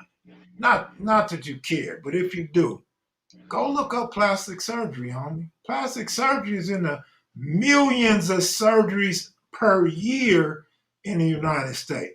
Now, who are these millions of people having surgery every year in the United States? Right. Yeah. And you know what's really sad about that? It's a lot of people that are taking their teenage daughters to get plastic surgery. Yeah. And I think that should be outlawed. Because let's face it, if you got a 12-year-old daughter, 13-year-old daughter that haven't really started developing yet, why are you taking her to get some breast implants? Because it's like you saying, well, you don't know, she might grow up to have some Dolly Partons in real life if you just let her develop the way she's supposed to. But that's really sad, man. Then you got a lot of women that leave the United States to go down to South America and go down to Mexico to get that plastic surgery done. Absolutely, man. Keep it real. Then you got some that's getting surgery done in the garage. Absolutely, in basements on the East Coast. But yeah. But That's, let me say put your life on somebody else's hands like that, man. I couldn't do it. I would never, Cardi B did it. Cardi B Wow. did it. Yeah, Cardi B. Yeah. Wow. But let me tell you this too. All right. Years ago, the black females used to be like, drop it like it's hot, drop it like it's hot. Snoop Dogg song and other songs, right? Black girls just drop it, throw that thing. They shake that ass. Yep. I didn't see no white girls and Mexicans and Asians doing all that. But now, they're doing it now. But now twerking's in. Every goddamn race on this planet is twerking, and they got ass. Mm-hmm. Yeah. If they had ass back in the day, why they wasn't dropping it like it was hot back then? Man, look, I remember exactly what you said about them pancakes, them flat ironing board booties. Because I said the same thing when I first moved to LA, and I was like, shocked. When I'm like, I mean, they were straight up and down, boy, straight up and down. And that was, I'm going back to probably 20 years before what you talking about. Yeah. And it was like that then. Right. Then. Now, Now, see, another thing, when I look at them old movies from y'all days, the sisters always had ass, my brother. Oh yeah. When Yeah. you wearing silk pants and you can tell she got ass, she got ass. Oh yeah. Right. Yeah. I hate to keep throwing other races in it, but what was they ass in them old movies? Yeah. Hey, I'm gonna tell you. I'm gonna tell you where you can find some real, true, fat booty white girls. Trailer park. Well, see the thing about white girls, especially in the South. Now Trailer park. We talking about white girls in the South. They got some ass on them. But they eat what we eat. They eat what we eat. Yeah, the soul food. So that's why, But listen, keep it real though. There's a word that we all used to use. Corn-fed. Come on, you know these white girls are corn-fed, man. So they be thick already. But man, you still got to have that stair step booty, man. Right. Well, see, that's where that BBL comes in, that Brazilian butt lift. That's what I'm talking about. Butt lift. That's what I'm talking about. I went to Walmart one Saturday morning when I was in Palmdale, and I guess Saturday morning is the day for all the trailer trash to go to Walmart. And I saw so many fat booty white girls in there with sweats they probably been wearing all week, walking through that store, man. It was unbelievable.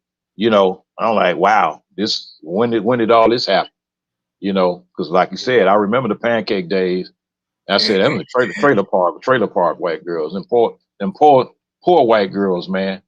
They the ones that got them fat. Hey, KP and Kev, let's face it, they all want to compete with the sister. Now, whether it's the lips, Thank you. Cheeks, they do.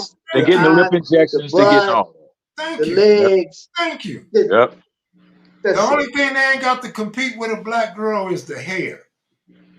Oh, they trying to do that too. But I mean, it's like they get. You can be surprised. You see them out there with the braids. You see them out there. Asians wearing braids now. Trying to do whatever. Asian girls wearing braids. Yes, no, they do wear braids. So you're right in that aspect. But I was saying, like, because a lot of black girls don't have that long hair. Is what I was saying. That's why they wear weaves, like KP was saying. Yeah. But black women would have good hair, long hair like that, if they didn't start using all them doggone chemicals in their hair at a young age and burning all the hair out. That could be a big reason. Yeah, them pressing combs. Pressing combs and all them doggone permanents and all that shit, man. Straight perm. Yeah. I got some women in my family, man. They have some really good grade of hair to where they didn't need to do all that shit. All they got to do is wash their hair and brush it, and that shit is just look as good as it need to look. But my man, natural, man, that natural look. My man said natural look. Yeah. Yep. So what Mickey D said is what I was getting at all along. But the brothers are so blinded. The brothers making every excuse in the world why Asians and white girls have booty nowadays. But the fact is, what a lot of people don't realize or want to admit is what Mickey D said. They're really trying to emulate black women. Like you guys are all in the history. Like I'm not no history buff, but I can tell you this much.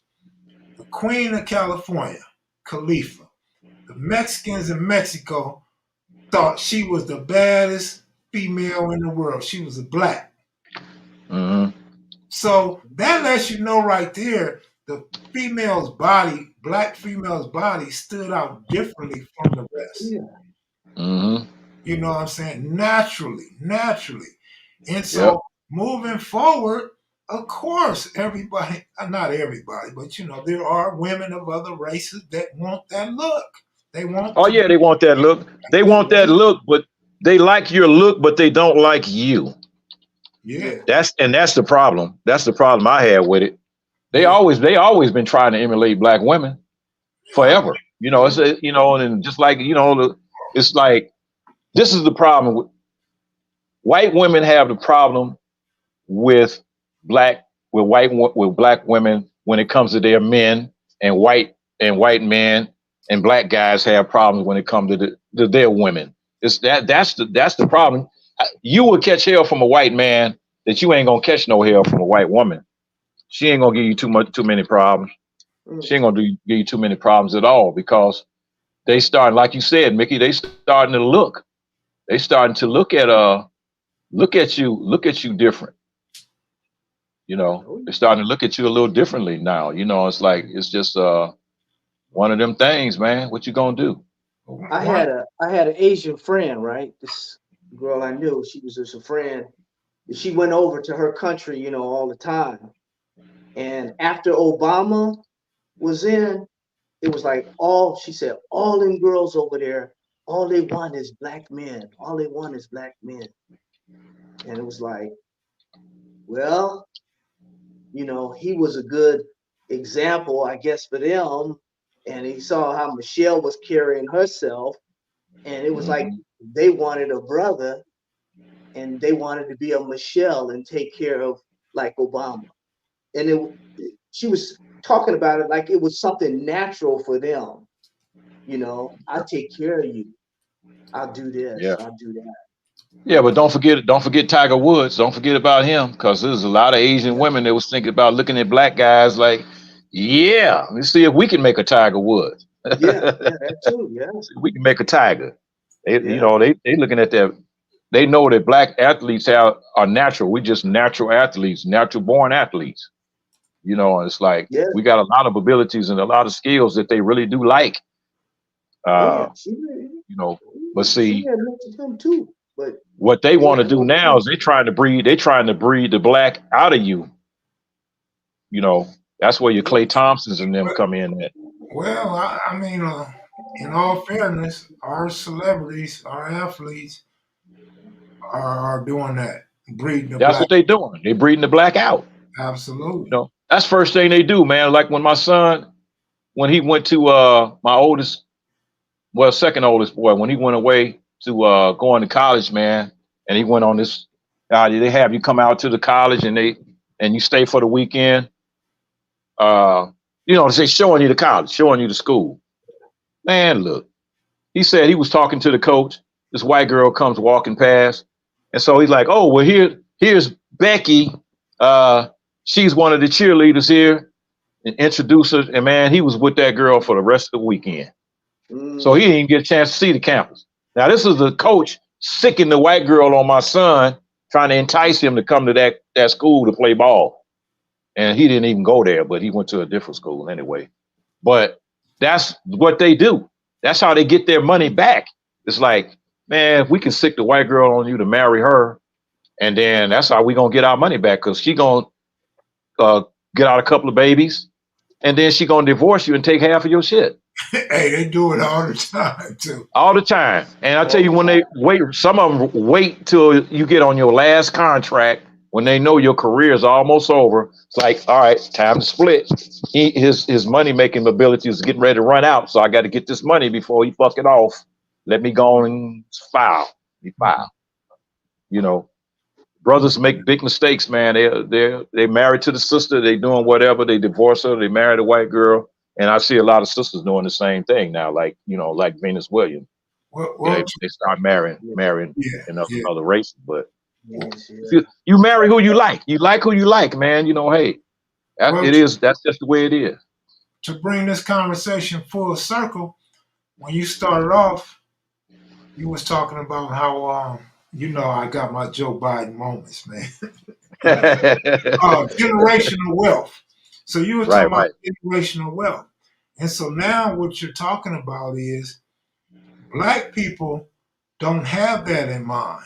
So we live for the moment. A lot of us live for the moment. So these Exactly. celebrities, when they tie the knot with them white girls and don't get no prenup, and the white girl take half, sometime more than half, depending on her lifestyle and how many kids she got by the boy. Um, Hmm. that's what they're looking for. How are they gonna take care of their grandkids and great grandkids? Where the black dude just wants this white girl because it look good, and maybe they Yeah. son to have a good path to the Right. NBA, NFL. Because most Yeah. A lot of players now, fathers played in the league. Yeah, a lot. Yeah. And the That's ones that just ain't made it generation. in the league are in Yep. college right now. Right. But think about what else they do though, Kev, to go along with that is the fact that they got the white girl, but they also got the Jaguar, they got the Rolls Royce, they got the Mhm. big mansion, Yes. Yes. and they got the, they pop up with this, that, and the other. They have $1 million parties. Mm-hmm. I'm going to the strip club. Look at me, I'm throwing $1 million on the stage like Floyd Mayweather. Floyd, And Floyd, Floyd, $1 million suite at the Super Bowl. right. So they spending the money as fast as they make it, thinking it's going to continue like that forever. But when the money stops, like they say, money talk, bullshit walk. If you got a mansion that you're paying a house note on when you already made $100 million, why didn't you just pay cash for the fucking house and buy the house? Mm-hmm. So at least if you ran out of money, you could sell it and get some of the money back. But you still paying a house note on a $1 million house, and you probably got $50,000 a year, maybe more upkeep, $100,000 a year, because you got all these bushes and grass need to be cut and all. You got to have a maid because the house is so big. So you spending a lot of unnecessary money on bullshit, man. Then you got Just to, on a different level from what we spend our money on bullshit. They just do it on a bigger level, and, a and, higher level. and then like Governor Schwarzenegger, you got to pay the maid to hush money, and then you got to pay for Yeah. her kid. Yeah. Got to pay for her kids too. You got to give her some, child support for that kid, Right. you know. But just like Richard Pryor said, he said, "Hey man, when he was in the hood, man, he used to buy them quarter bags, man. But when he got rich, he started buying kilos. Shit, he started snorting kilos. Like Man. fuck. Well, why should I go buy a $50 bag when I can buy a key now? And that shit damn near killed his ass when that rum exploded on his ass. Hey, Shit. man, one of my favorite Richard Pryor lines when I was a kid, he said, man, I used to bring my wife a rock, and she'd be like, oh, a rock for me? Thank you. So I bring that bitch a rock now, she hit me with it. Yeah. Yeah. He said he shot the fucking car. He shot the car, man, when his old lady, one of his wives, called the cops on him. Cops came out, said, shit, y'all ain't taking this motherfucking car here. And he pulled out a 357 Magnum and shot the fucking car. You ain't finna move this one. Man, Yeah. He was the best, man. He was without a doubt the best comedian ever to me. Yep. Yeah. Yep. yeah, it's getting late. People getting ready to check out, so I think it's a good time to end it right here. We should do All this right. again, guys. Yeah. Yeah. Yeah. Appreciate you, Sounds good brother. to me. All right. That sounds good to me, man. I'm trying to put Appreciate you, Kev. this thing up there, man. Somebody want to show me some love. I'm trying to put something up here. I don't know if it went through. Yeah, take you. Did that go through? No, that didn't go through. Ain't seen nothing. Oh, there it We're is. gonna follow up too on that cannabis. Yeah, we could do all that. And we could get into your publishing because a lot of people here like to read books and also write Yeah. books. Okay, cool. We'll make it happen. And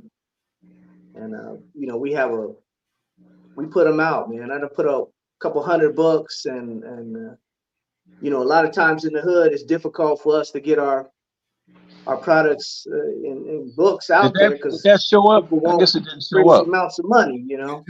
It just say I hit don't me deal like that. KP. I don't. Oh, okay. Wow. But Wonder what happened.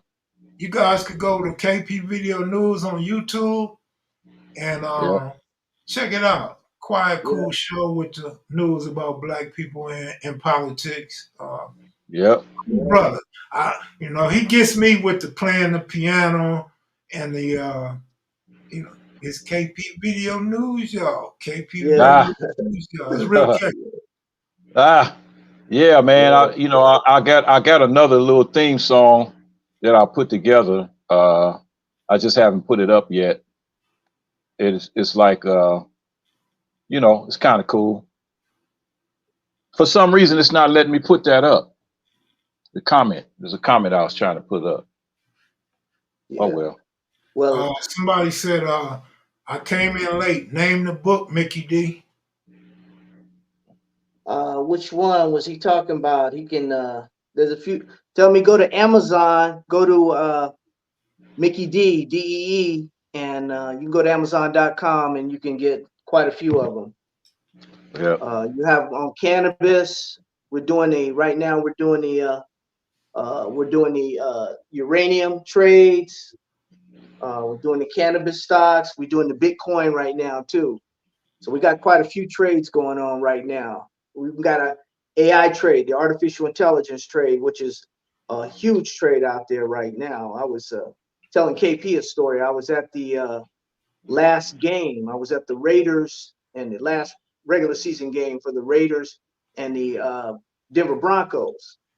One of the players had for Denver had, I was sitting there in the black hole in there where you got all, all the fans there, tough fans. He come over and he doing all this, celebrating in our face, Some of the guys threw cans at him. And the artificial intelligence company that was there working on that, they singled out, you threw a can, you threw a can, you threw a can. And the way they did it and the way they came within, it was very, very impressive. So I had to find out who that company was. And I found out who that company was. And that's now one of the companies that we invested in. It's an AI company. The company's only like 50 cents a share, man. It's like, wow, that kind of technology, that kind of AI technology right now, you get on board early. It's just like when I traded the internet stocks, man, and Amazon was $4 and, America Online was a quarter and Cisco Systems was 10 cents. Man, AI is just like that right now. Artificial intelligence is just like that. It's something to get on board, just something to look at. Yep. I should have got in on Google way, way back. But last question. Mickey D, do you have access to the Bloomberg terminals? Yeah, I got access to the Bloomberg, what they need. We'll wait for your response, and then I'm out. Yeah. Tell them because they get into some deep conversations and stuff. So have me looking up stuff, Right. Right. Mick, your web page is like your go face, your to YouTube. the Scoop with Mickey D, the Scoop with Mickey D on YouTube, or hit me on Twitter on Mickey F512. Mickey F512 on Twitter. All right, he just gave you the hookup on Twitter and YouTube. If you missed it, just rewind, replay it back to the 2 minutes 7 second, 2 hours 7 minute mark. Is that the Scoop with Mickey D? Yeah, the Scoop with Mickey D. Yeah, just put in Mickey D and then just put in the Scoop and I'll pop up. Brother pop up. Put Mickey D first or the Scoop first? He put Mickey D first. He can put the Scoop first. The Scoop. The SCOOP Scoop with Mickey D. All right, I'm trying to write it on. I'm trying to write it on the screen for you. Write it on there. Okay, yeah, just put the Scoop. I'm putting it on here. For some reason, mine wouldn't come up.